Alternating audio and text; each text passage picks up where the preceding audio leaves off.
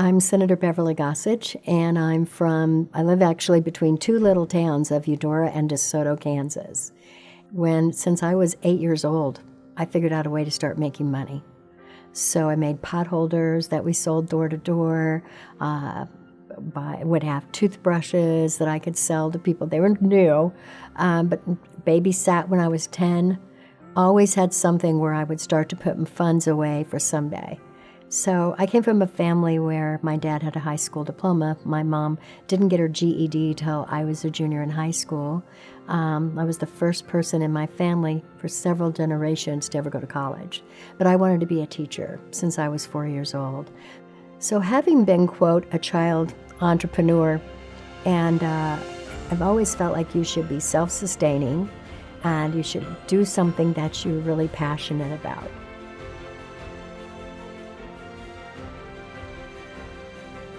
Work is so important because it gives you a sense of fulfillment, a sense of accomplishment. I earned that. When I'm very involved in my church, and one time they were saying, let's collect money to give away tennis shoes to children who are going back to school. I said, could we adjust that? I probably would have been one of those kids in one of those families. There were 5 of us kids in a little 2-bedroom house. They probably thought, let's try to give these kids some tennis shoes. That's not what I wanted. I never felt poor. And if they would say, let's have all the kids come up to church, we have grass that need to be mowed, we have these activities that need to be done, we have these chores need to be finished for these elderly women, you just earned yourself a pair of tennis shoes. They're going to feel like I earned that. I'm just like everybody else, not like I'm this poor kid and somebody gave me something and now I'm beholden.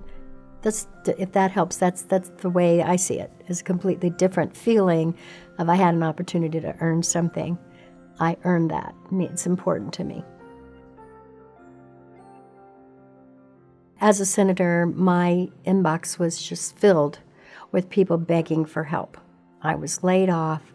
I filed with the Department of Labor. They don't return my phone calls. Kansas was like, I think, the poster child for how to do it wrong. However, as time went on, like, okay, so, we're getting people back to work, jobs are opening back up again. Employers were starting to say, okay, we've got people who won't come back to work. We need your help. When the federal government says, hey, here is a bunch more money to stay unemployed, that was not good for our economy. Not to say that there weren't some people that was their only lifeline. They were closing down hospitals and you had all these nurses who were laid off.